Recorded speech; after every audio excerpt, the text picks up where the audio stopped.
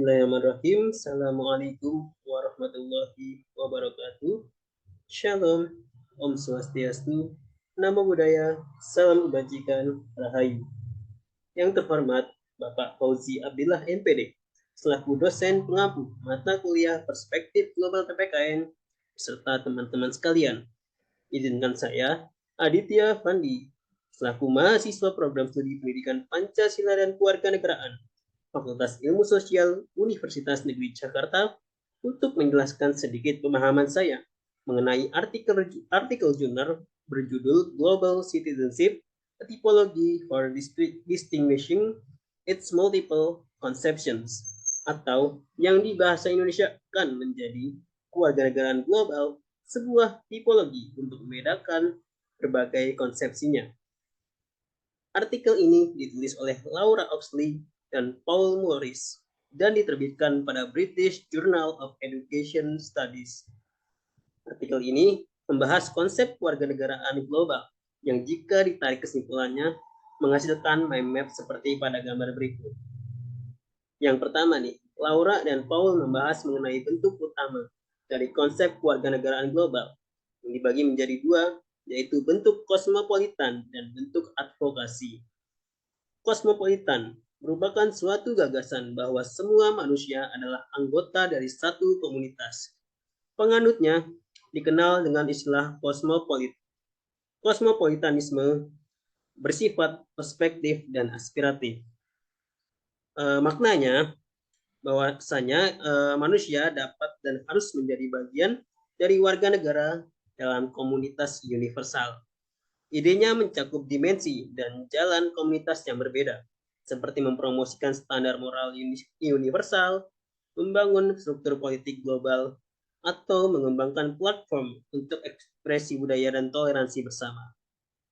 Dalam berbagai literatur, istilah kosmopolitanisme semakin banyak digunakan, terutama sebagai sinonim dari kewarganegaraan global, dan terkadang sebagai konsep yang terkait namun berbeda.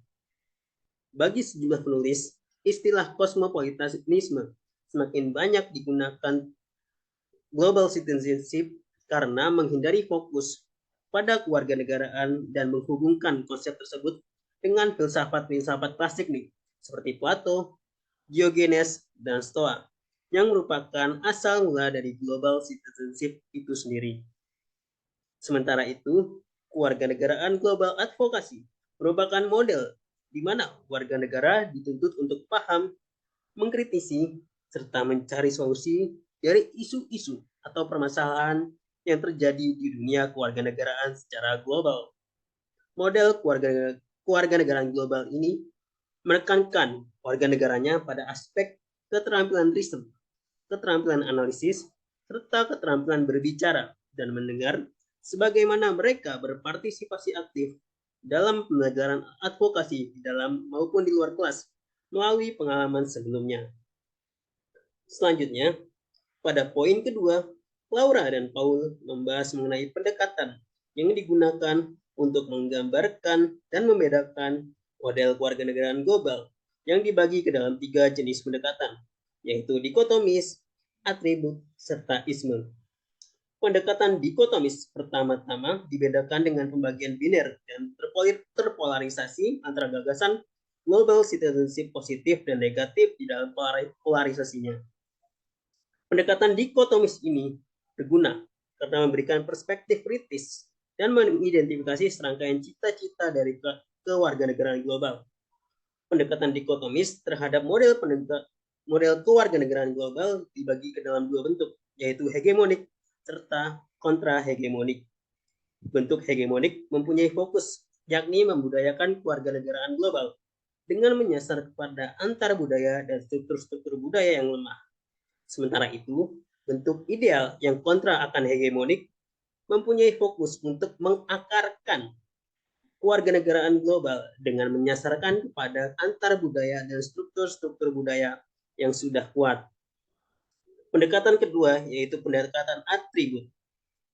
Pendekatan atribut warga negara global yang mencakup model berfokus kepada atribut yang diinginkan dari warga negara global, dan beberapa di antaranya juga memasukkan perbedaan dari gender.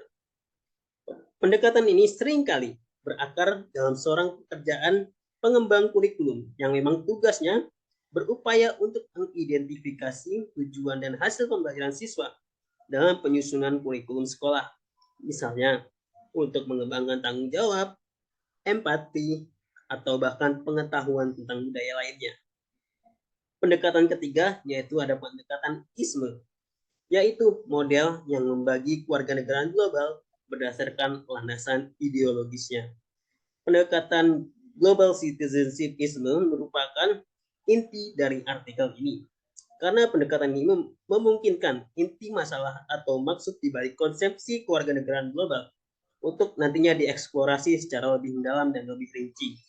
Model dalam pendekatan ini juga dibedakan antara model yang bersifat normatif serta model yang bersifat empiris. Lalu, poin ketiga yang dibahas dalam artikel tersebut adalah kategori yang dibangun dari dua tipe utama dari kewarganegaraan global. Seperti yang sudah dikatakan di awal, bahwasanya kewarganegaraan global dibagi menjadi dua tipe, yaitu tipe kosmopolitan dan tipe advokasi. Nah, di setiap tipe ini terdapat konsepsi-konsepsi atau kategori yang membangun dalamnya gitu.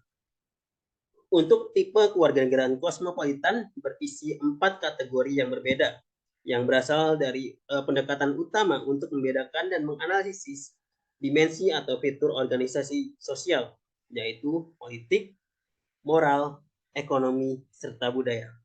Yang pertama kita bahas dulu nih, kategori politik.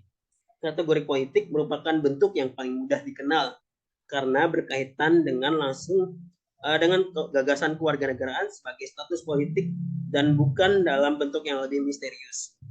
Tiga gaya berpikir utama yang mencakup konsepsi ini nih, antara lain demokrasi kosmopolitan, negara dunia, dan anarki.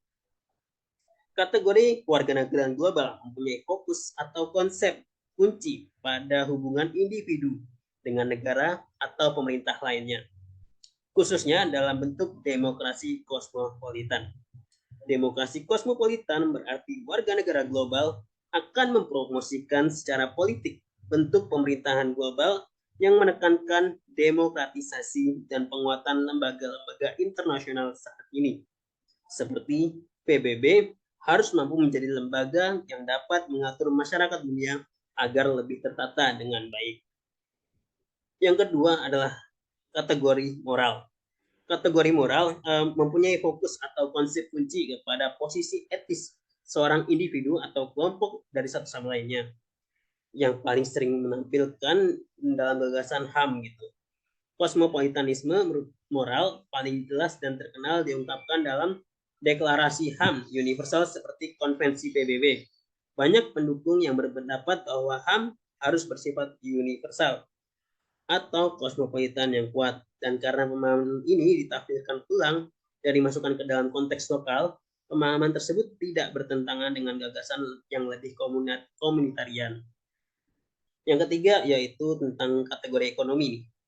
Kategori kewarganegaraan global ekonomi mempunyai fokusnya atau konsep kuncinya pada keterkaitan antara kekuasaan, bentuk modal, tenaga kerja, sumber daya, dan kondisi manusia seringkali disajikan sebagai pembangunan internasional. Yang keempat yaitu kategori budaya. Kategori kewarganegaraan global budaya mempunyai fokus atau konsep kunci pada simbol-simbol yang menyatukan atau membelah anggota masyarakat dengan penekanan khusus pada globalisasi seni, media, bahasa, ilmu pengetahuan, dan teknologi.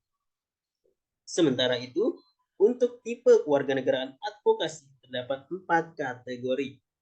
Yang pertama, kategori sosial. Kategori sosial mempunyai fokus atau konsep kunci pada interkoneksi antara individu dengan kelompok serta dukungan mereka terhadap suara rakyat yang sering disebut kita sebagai masyarakat sipil global. Yang kedua yaitu kategori kritis. Kategori kritis mempunyai fokus atau konsep kunci pada tantangan yang muncul dari kesenjangan atau penindasan, menggunakan kritik terhadap norma-norma sosial untuk mengadvokasi tindakan guna meningkatkan kehidupan kelompok masyarakat yang terpinggirkan. Yang ketiga ada kategori lingkungan.